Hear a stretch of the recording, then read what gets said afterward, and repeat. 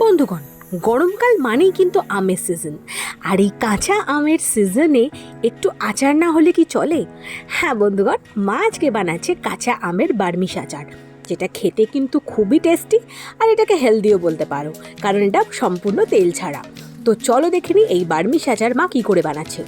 আমের বার্মিশ আচার বানানোর জন্য প্রথমে কাঁচা আমগুলোকে গোল গোল করে কেটে চিনির মধ্যে ডুবিয়ে রাখতে হবে। এরপর গোটা জিরে, গোটা ধনে, মৌরি, পাঁচফোড়ন, শুকনো লঙ্কা, তেজপাতা আর গোটা গরম মশলা গুঁড়ো করে নিতে হবে। একটা ভাজা মশলা বানিয়ে নিতে হবে।